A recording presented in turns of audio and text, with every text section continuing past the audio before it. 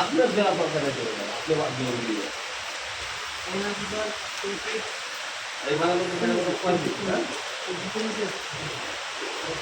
এই বাংলা এইবার কাটছি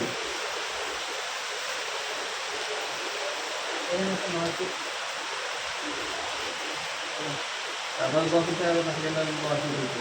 কথা দিয়েছে ওরা সব এই